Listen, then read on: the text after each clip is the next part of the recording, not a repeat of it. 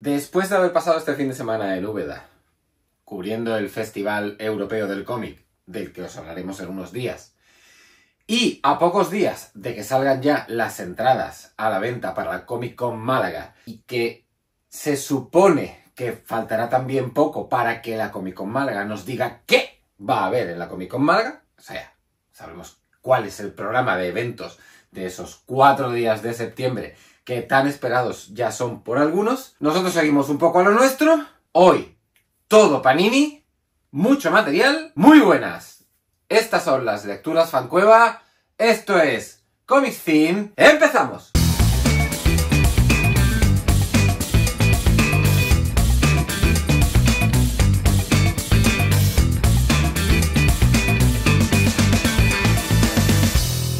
De menos a más o menos, yo qué sé, lo que salga. Pero antes de lo que salga, unas palabras de nuestro patrocinador. Para cualquiera que lleve tiempo comprando cómics estadounidenses por internet, ComicsBaggle es un sueño hecho realidad. Por 6 motivos. Primero, un servicio de atención al cliente de 10. No hay correo que les mandéis que no respondan en un plazo de un par de horas.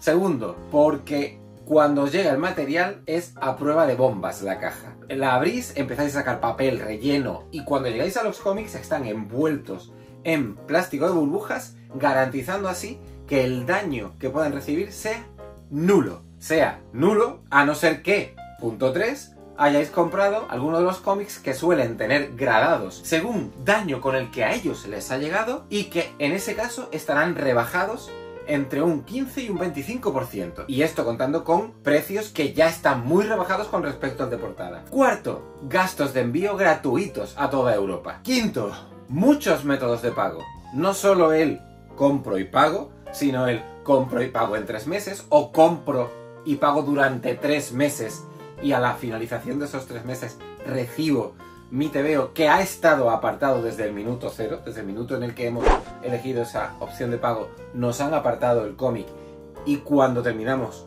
de pagar esos 3 plazos nos lo mandan, algo que me parece una genialidad. Y sexto y último, un sistema de recompensas que creo que no tiene ninguna otra tienda de cómics en Europa, que va acumulando puntos por cada compra que hacéis y que podéis canjear por dinero en la tienda cuando queráis. He dicho 6. No, son 7 las razones por las que tenéis que comprar en ComicsBaggle. Y la que se me estaba olvidando era la que quizás os llame más la atención. Y es que si utilizáis el código que ahora mismo aparece sobreimpreso en pantalla, obtendréis un descuento de 5 euros en una compra de más de 50 solo una vez por usuario. Algún límite tenía que tener esta ganga. En serio, con todas estas razones, ¿quién no se lanza de cabeza a comprar en ComicsBaggle? ¿A qué estáis esperando? Y lo que salga va a empezar por Spider-Boy. El segundo tomo en Premiere del Spider-Boy de Dan Slott, dibujo mayoritario de Paco Medina, aunque ahí meten mano otros artistas, y una serie que, más o menos en los mismos términos en los que hablé para el primer Premiere, sigue muy entretenida. Tan entretenida que a Dan Slott se le ocurre sacarse de la manga un villano en uno de los números que conforman este Pasatiempos, que se llama Pasatiempos y no tiene otra cosa que hacer que dicho número traiga pasatiempos. Pasatiempos.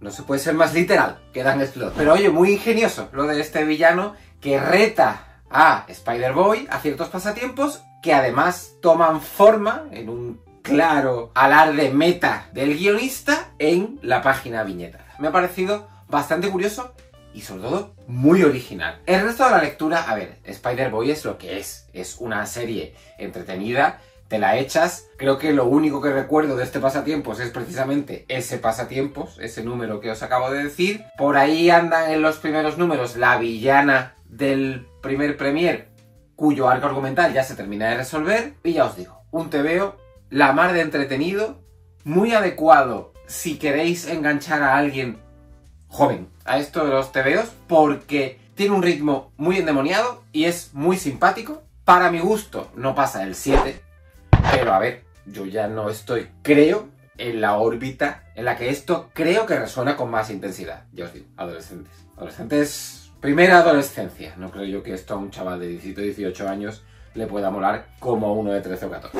Y tras este rápido paso por Spider-Boy, me voy a el must-have de Lobezno El Retorno. Un volumen en tapa dura como todos los de la colección Must Have, que recoge los 5 números que compusieron la miniserie escrita por Charles Soule y dibujada por Steve McNiven y Declan Shalvey. Cuando esto se publica hace ya unos años en Marvel, yo ya me había desconectado por completo de los mutantes. Así que ni leí La muerte de Lobezno, acaecida años antes de esto, ni supe más o menos de lo desaparecido que estuvo Logan en el universo Marvel durante los años que transcurrieron desde la muerte hasta este retorno. Pero oye, sabiendo que murió, que pasaron muchos años desde que muriera y que en un momento dado vuelve, te echas esto y dices, pero qué bien hizo su trabajo Soule para que, si eres de los que leyó acerca de Lobezno en su momento, o sea, Lobezno clásico, yo qué sé, tener ahí en la cabeza lo que yo tenía en la cabeza, desde los mutantes de Claremont y Byrne hasta, no sé, Claremont y Jim Lee o posteriores, yo sé, Morrison y Quitely y todo lo que hay ahí por medio.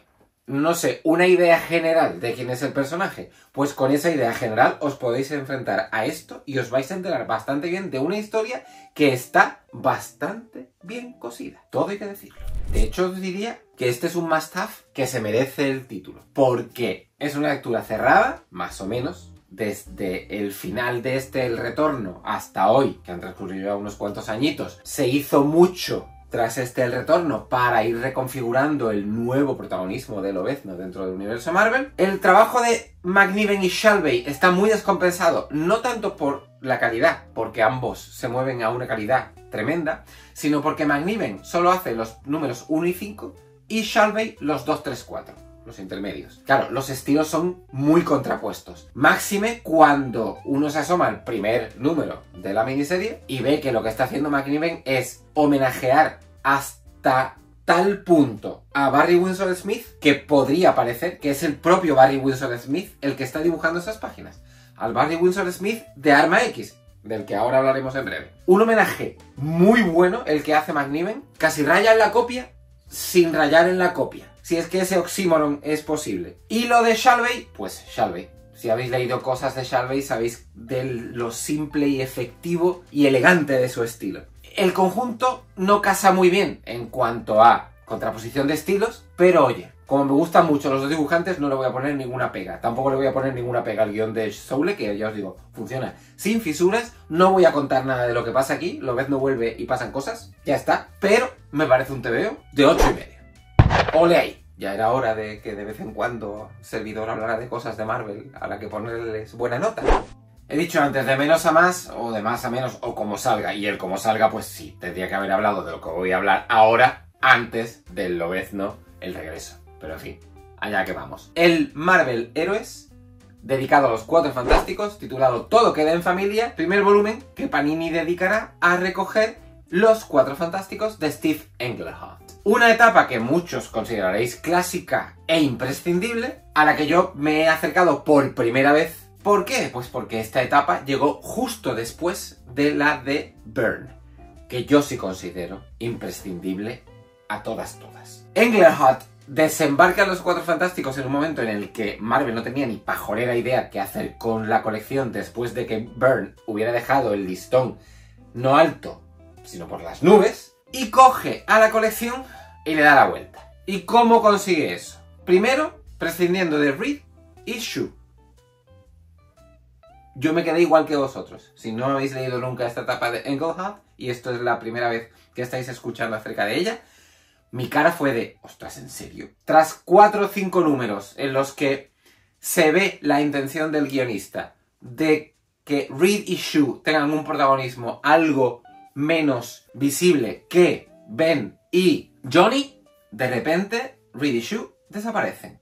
La formación de los Cuatro Fantásticos cambia por completo, Ben es el líder y se añaden 2 miembros femeninos, Crystal de los Inhumanos y Mrs. Marvel. No Kamala Khan, la otra Mrs. Marvel. Esa apuesta de Englehart inicialmente funciona bastante bien porque además vira la colección hacia una exploración algo más intensa de las vidas privadas de los protagonistas, no tanto las aventuras megacósmicas, aunque de eso también hay, y sobre todo pone el acento en el talante culebrónico de la colección. Más que nada porque en el momento en el que Englehart coge la serie, resulta que, y esto yo tampoco lo sabía, Johnny Storm está casado con Alicia Masters, la que fuera novia de Ben, eterno amor de Ben, y terminará siendo mujer de Ben, muchos años después. Un culebrón.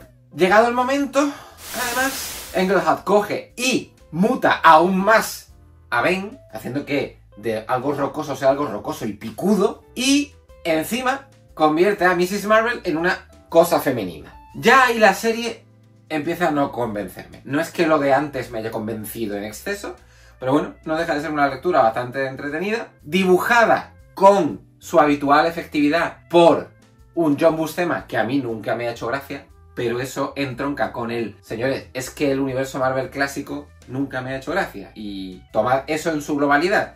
Ni en cuanto a historias, ni en cuanto a dibujantes. Ni Ditko, ni Stan Lee, ni Buscema, ni Romita Senior, Romita Junior sí, no son dibujantes que entronquen, como suelo decir, con mis filias. Pues ya está, no pasa nada. Es mi opinión. Resulta curioso que además Englehart elija entre esos villanos que aparecen durante su etapa, elija a Diablo como primer villano con el que se enfrentan ahí en serio estos nuevos Cuatro Fantásticos, porque es algo que ya hizo Byrne en su momento. Y es algo que hará Rafa Marín y Carlos Pacheco cuando cojan la colección muchos años después. Y después de Diablo viene un nuevo villano que a mí no me termina de convencer. Un tal Faraud, islámico, tío, un tanto raro, no sé. Esos números son raritos. Aparece después Muerte, por supuesto. Nunca puede faltar Muerte en una etapa de los Cuatro Fantásticos. Y también el Todopoderoso, al que se quitan de en medio como si tal cosa. Todopoderoso, recordemos, el tipo que cogía a todos los héroes del universo Marvel y se los llevaba al planeta aquel en que se enfrentaban unos con otros en las primeras Secret Wars. Al margen de Buscema también andan por ahí Keith Pollard y alguien más, que Paul Neary andaba por ahí, no recuerdo, hay algún dibujante más. Es un volumen muy variado, muy variado, que sorprende por su arranque y por la apuesta que hace Englehart por darle una vida diferente a la colección, y solo por eso le voy a dar un 7,5. Me va a quedar en el 7, pero estoy hoy generoso. Vamos a dejarlo en un 7,5. Y a ver qué da de sí el segundo tomo, que llegará en unos meses.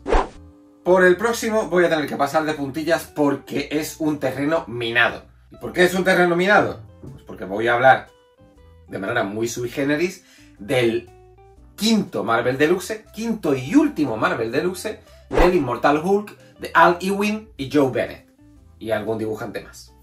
Al Ewing y Joe Bennett, que cuando llegan aquí terminan como el Rosario de la Aurora. ¿Por qué? No sé si esto es algo que sabéis o no, pero Joe Bennett publicó unas ilustraciones poco afortunadas de marcado carácter político en relación a la política de Brasil, en las que había ciertas connotaciones raciales muy poco elegantes que cabrearon a diestra y siniestra a quien llegó a verlas, y en uno de esos términos se encontraron no solo Al Ewing, sino Marvel. De hecho, creo recordar que Al Ewing dijo que jamás iba a volver a trabajar con Joe Bennett. Y es más, es que creo que ni siquiera Marvel ha vuelto a contratar a Joe Bennett. No sé dónde andará este señor. Las imágenes se las podéis buscar por ahí en internet, que las vais a encontrar fácilmente si ponéis polémica Joe Bennett. Sabéis cómo hacerlo. Bueno, quitando eso, hay que decir que Immortal Hulk es una serie muy redonda. Para mi gusto no llega a lo mejor que he leído del Increíble Hulk, que seguirá siendo, y creo que sin temor a equivocarme, ad eternam lo que hizo Peter David con el personaje. También es verdad que Peter David tuvo muchos más años para poder desarrollar a placer lo que quería con el Coloso Esmeralda que los que tuvo Al Ewing, que fueron 5. Pero con todo y con eso, el giro que imprime Al Ewing a la serie, el apostar por el terror y hacer de esta versión de Hulk un Hulk tremendamente egoísta, muy terrorífico, que tiene a Bruce Banner completamente dominado, y las latitudes hacia las que se va llevando el discurso el guionista aquí y allá, y la moraleja con que nos deja, o una de las moralejas con las que nos deja en este final, son justificación más que suficiente para que cojáis este Immortal Hulk y os lo pilléis si es algo que A, os estáis planteando, B, ni os estáis planteando. Porque ya tenéis lo de Peter David de Hulk y es más que suficiente. Bien es cierto que es que aparte del Hulk de Peter David, es que no hay ninguna etapa que yo os pudiera recomendar a ciegas Quizás el principio era la de Bruce Jones, pero es que la de Bruce Jones después se fue por derroteros que nunca han terminado de gustarme. La de Donny Cates no llegó a nada por el accidente que tuvo este hombre. Y la actual de Philip Kennedy Johnson, al parecer, está bastante bien. No le he hincado el diente, pero según dice, es bastante buena. Lo mismo me la termino leyendo. Como decía, como no hay mucho donde elegir a la hora de recomendar a Hulk, tener algo tan cerrado como este Immortal Hulk, mola. Mola tanto como el 8,5 que creo que tiene la serie en general, porque hay momentos en los que a Ewing se le va un poco la pinza y porque no hay una cohesión permanente en cuanto al dibujante. Bennett va y viene, y en ese ir y venir hay artistas que lo cubren con mayor fortuna y otros que lo cubren con muy poca fortuna, pero es un TVO cuasi sobresaliente que ya os digo, haríais muy bien en incorporar a la TVOteca. No os vais a equivocar leyendo Immortal Hulk. La pregunta que a lo mejor os surge es ¿hace falta haber leído Hulk antes? Hombre, vamos a ver. Un personaje que tiene 50 y tantos años de historia, meteros con esto que empezó a publicarse a mediados de la década pasada, si no habéis leído nada, cosas os vais a perder, obviamente. Pero Ewing lo hace bastante bien para que eso que os vais a perder sea como aquello que os perderíais si nunca habéis leído cómics Marvel y os lanzáis a ver las pelis del MCU sin referente alguno. Pilláis la gran mayoría, lo que no pilláis son las bromas y los guiños a los lectores que llevamos ahí desde siempre. Bueno, tampoco pasa nada. Ya os convertiréis en lectores de siempre, llegado el momento. Digo yo, ¿no? Me voy ahora con la reedición del primer Omnigold de X-Factor. En su momento, X-Factor fue un pelotazo. Por una razón fundamental. Porque la intención de Marvel detrás del lanzamiento de esta serie era traer de nuevo a la agrupación original de los mutantes después de que hubiera desaparecido hacía bastante tiempo. Porque Uncanny X-Men, el Uncanny X-Men de Claremont y Cockrum primero y Byrne después, no era la agrupación original. No eran Cíclope, la Chica Maravillosa, el Hombre de Hielo, la Bestia y el Ángel. Eran otros X-Men. De hecho, esa misma jugada será la que muchos años después utilice Bendis para coger al grupo original y traerlo al presente en una colección All New X-Men que me parece que le da sopas con onda a lo que X-Factor consiguió en su momento. Pero sin comparar con nada. X-Factor. Si os leéis tanto el prólogo como los artículos que vienen al final del volumen, os haréis una idea muy precisa del milagro que terminó siendo el que esta serie se pudiera poner en pie, por muchísimos factores que no voy a contar aquí. Bob Layton es el encargado de guionizar los primeros números y después lo sustituye una Louise Simonson, que menos mal que llega a la serie, porque lo que hace Bob Layton en el arranque de X-Factor es malo. Pero malo hasta con avaricia. Para empezar, la premisa de la serie parte de cómo volvemos a unir a esta gente que ya está tan separada. Pues trayendo de vuelta a Jean Grey.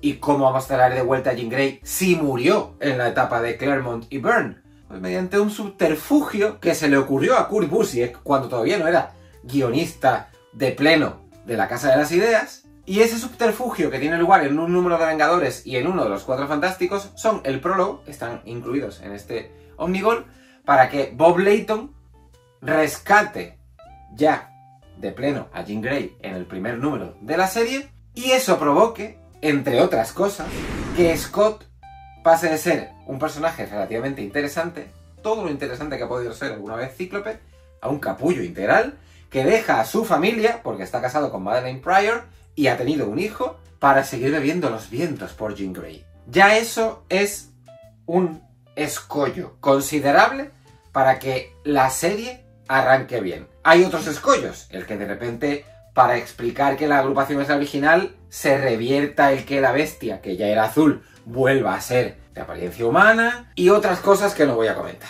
Como digo, el arranque de la serie en manos de Bob Layton va de mal en peor. Afortunadamente llega Simonson, Luis comienza a arreglar como puede los charcos en los que se ha metido Layton. En un momento dado llega Walter Simonson al dibujo para añadir cierto relumbre a la cabecera, y por ahí aparece Thor, evidentemente, porque es la época en la que Will Simonson estaba dibujando Thor. Y de entre eso que tiene que corregir Simonson, la guionista, pues es el que la agrupación vuelve para cazar mutantes que poder incorporar a las filas de los X-Men. Pero la lectura primera que se hace de eso es tan inapropiada, da igual en los tiempos en los que estuvieran hechos, que si hoy se hace y te pones en la cabeza de entonces, esto ya no era políticamente correcto entonces, ahora aún menos. Que no digo yo que los cómics tengan que ser políticamente correctos, pero es Marvel y mutantes. Las lecturas acerca de los mutantes siempre han sido muy evidentes. Son como los negros del universo Marvel, aquellos que siempre han sido rechazados y que buscan su sitio en el mundo. Si coges a eso y los pones a cazar a sus propios congéneres, hay algo ahí que no está funcionando. En fin, que en esto que Simonson empieza a hacer más o menos bien, introduce por primera vez a Apocalipsis. Un Apocalipsis que en estos primeros números en los que aparece, ese es un personaje bastante chusquerillo, pero ya se empiezan a entrever cosas como lo que pasará con el Ángel y Apocalipsis, no digo más, y todo ello de mano de unos dibujantes que por ahí andan. Para empezar, un Jackson Guice que, bueno, nunca me ha gustado. La primera vez que yo me encontré con Jackson Guice, o Jackson Guice, fue en el Reinado de los Superhombres, aquel evento post-muerte de Superman. Y siempre pensé que lo que dibujaba Guice era lo más flojo. Entre Dan Jurgens, Bogdanove, que tenía una personalidad arrolladora, no me gustaba mucho, pero nada más que por personalidad me gustaba más que Guice, y un Tom Grummett que me encantaba. Aparece por ahí también un proto Marc Silvestri, porque todavía está muy lejos de lo que llegará a ser Marc Silvestri, pero es que ni el más potente de los dibujantes habría podido sacar a X-Factor, a lo que aquí vemos de X-Factor, de los desajustes tan bestias que hay entre las relaciones de personajes, con ese ángel tirando los cejos a Jean Grey, con esa villana de medio pacotilla que aparece antes de Apocalipsis, y con un Apocalipsis que ya digo, en la introducción mal, que irá mejor, pero inicialmente mal. Creo que con todo este discurso, si os digo que esto me ha parecido de 6, no le va a sorprender a nadie. ¿Qué pasa? Que años después vendrá Peter David y ya si en algún momento tengo ocasión, hablaré del X-Factor de Peter David y lo que hizo el guionista con la colección. Y sí, el menos a más me lo estoy pasando por donde vosotros podéis imaginar. El cuarto y último volumen de las Crónicas de Conan. Aquí ya no estamos hablando de Busiek. Creo que en la última reseña que hice de las Crónicas de Conan, ahí os dejo el enlace, ya no hablaba de Busiek, ya era Tim Truman el encargado de los guiones. Un Tim Truman que recogió muy bien, y sigue recogiendo aquí muy bien, el testigo de lo que Busiek hacía a la hora de acercarse a los textos originales de Robert E. Howard, en un tomo muy sesgado. Empieza muy bien, con el Black Colossus, un arco argumental de 6 números, dibujado por un Tomás Giorello algo afeado por el entintado, porque en los extras que incluyen los chicos de Panini en este volumen hay páginas a lápiz, y hay una diferencia abismal entre los lápices de Giorello y las tintas que después se ven como resultado último impreso con color. Hay algo ahí que no me funciona, pero bueno, quitando eso, muy buen arco inicial, con un Conan algo diferente a lo que hemos visto en otras latitudes del personaje, y hasta ahí voy a llegar. No voy a entrar en especificaros cuál es esa diferencia, pero me ha gustado bastante. Saltamos de eso a 2 números dibujados por Joe Kubert y Paul Lee, un Paul Lee que me ha sorprendido sobremanera, porque la imagen mental que yo tenía del estilo del dibujante no es la que he encontrado en estos números. Estos números son la primera vez que me los leo. Yo en su momento, cuando me puse a leer el Conan de Busiek, lo dejé cuando Busiek abandonó la serie, o sea que la parte de Truman nunca me la había leído. Afortunadamente ha llegado Panini para cubrir esa mancha en mi expediente. Y después tenemos 10 números más o menos enlazados entre sí.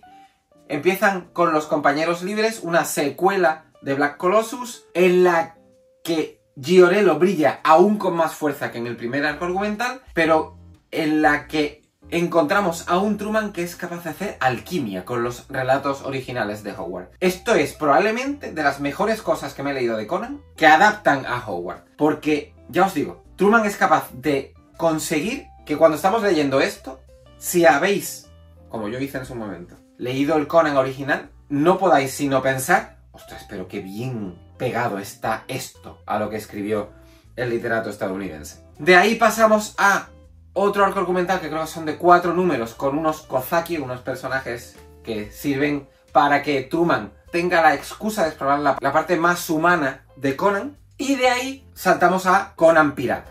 Ha pasado de formar parte de sus compañeros libres a ser pirata. Y todo muy bien, de verdad. Es un volumen de 8,5. No llega al sobresaliente porque, como me pasa en otras ocasiones en las que me quedo en ese 8,5, hay cosas aquí y allá que no terminan de convencerme, sobre todo en términos de dibujo. Creo que si esto hubiera sido todo de Llorello y además no hubieran entintado Llorello como lo entintan, estaríamos hablando de un TVO sobresaliente sin dudas, pero en lo tocante a Truman sí estamos hablando de un trabajo sobresaliente. Es más, es que yo, que no soy muy amante del Conan clásico de Marvel, quitando honrosas excepciones como Los Clavos Rojos de Roy Thomas y Barry Windsor Smith, del que hablaba hace algunas semanas, ahí os dejo el enlace, creo que lo que hicieron Busiek y Truman y lo que después, tiempo después, haría Aaron con el personaje es de lo mejor que os podéis leer de Conan en cómic y no os podéis equivocar. No hace falta tener ningún referente acerca del personaje, tampoco es que el Conan sea un personaje muy complejo, es un tipo que va con una espada matando gente, beneficiándose de las señoras que se ponen de por medio y enfrentándose a magos megapoderosos, por muy simplista que parezca, y aunque le acaba de pegar una patada a Robert Howard en su tumba, es que ahí se mueve Conan. Hay mucho más, pero eso es la esencia. Vamos, que si os veis la película de John Milius, tenéis ahí la esencia de Conan. Pues ya os digo, Busiek, Truman, Aaron. Cogéis eso, os leéis eso, no hace falta leer nada más de Conan. Ahí tenéis la quinta esencia de Conan, encima con dibujantes tremendamente potentes. ¿A qué estáis esperando?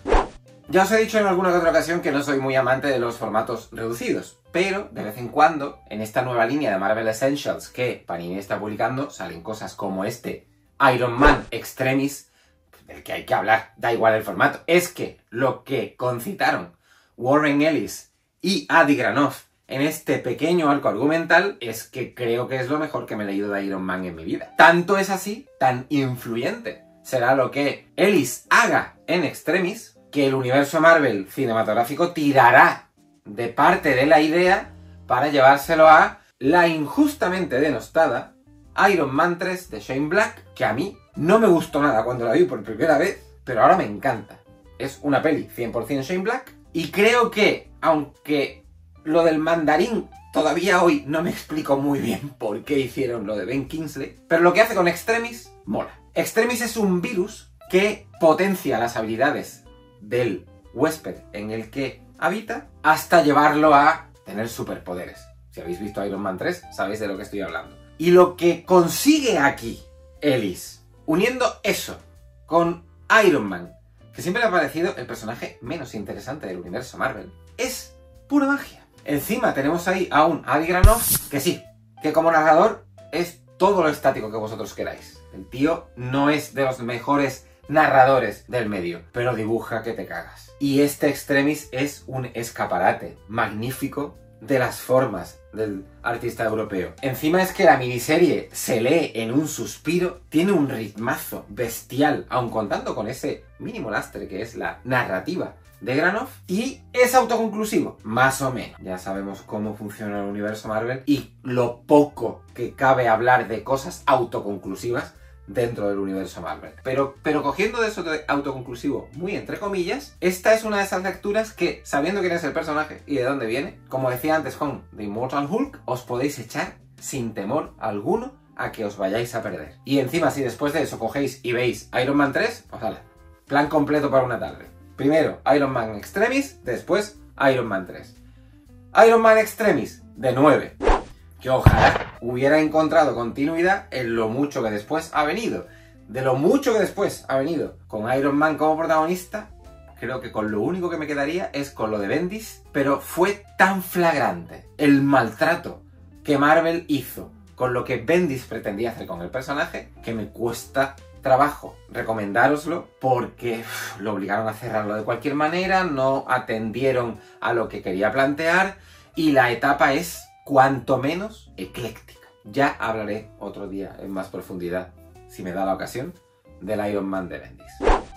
Como me he dado por hacer últimamente, voy a rescatar, en lo que me queda de vídeo, 3 lecturas Marvel muy potentes y de esas que, como extremis, cabría calificar de autoconclusivas. De hecho, al menos una de ellas es autoconclusiva en el estricto sentido de la palabra.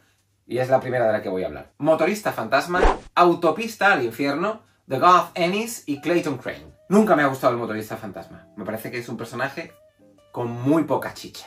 Y de lo poco que he leído, algo de la etapa de Teixeira y de Javier Saltares, poco más, en cuanto este Autopista al Infierno y el Trail of Tears, no me acuerdo cómo se tituló en español, que fue otro arco argumental, escrito por Garth Ennis y dibujado por Clayton Crane, se anunciaron, me tiré de cabeza. Y por partida doble. No solo por Garth Ennis, del que ya os dije que es uno de mis guionistas favoritos de toda la historia, sino porque es que Clayton Crane me flipa. Y eso contando con que hay veces que uno mira una página de Clayton Crane y dices, pero ¿cómo desentraño lo que aquí está pasando?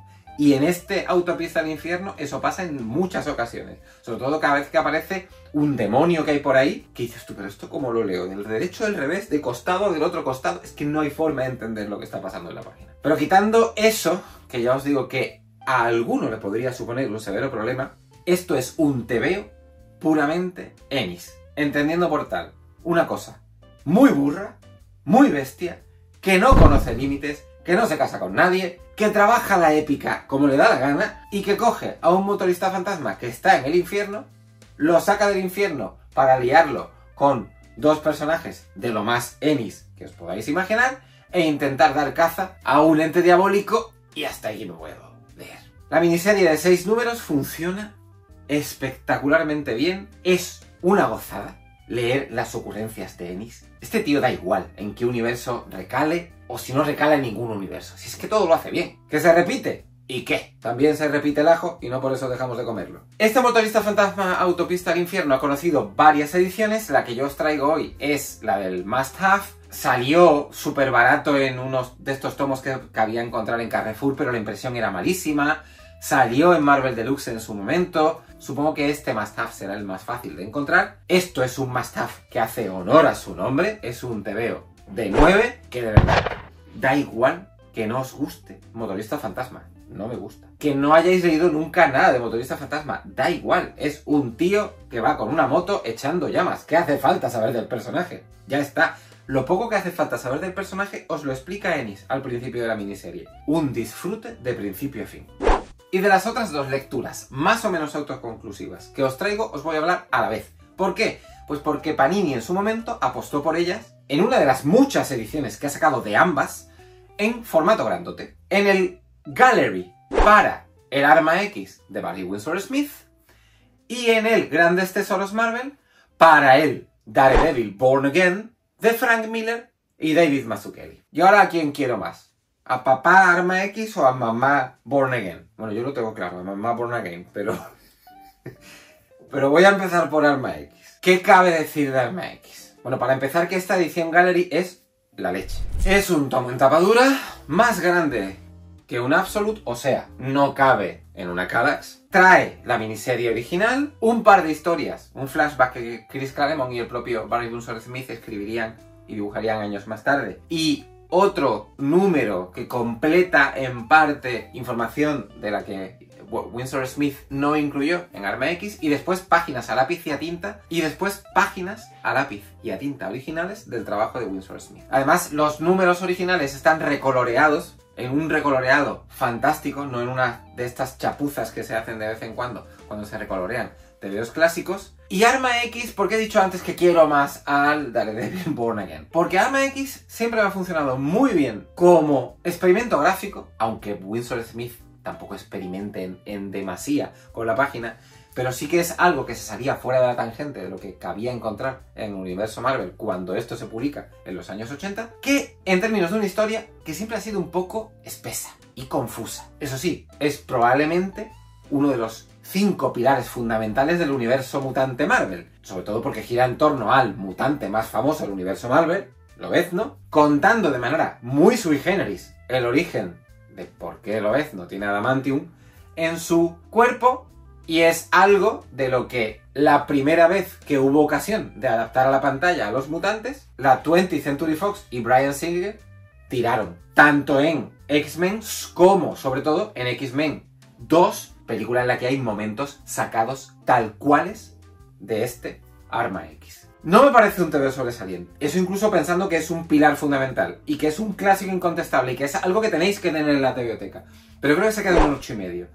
Porque hay mucha diferencia entre ese barroquismo arrebatador que siempre ha caracterizado al trazo de Winsor Smith. Aquí os vais a encontrar a un Winsor Smith pletórico de formas, en el que siempre he considerado su mejor trabajo. Iba en curva ascendente desde el Conan hasta llegar aquí. Lo que se le vería después no es más que ligeras variaciones sobre eso que consigue alcanzar aquí.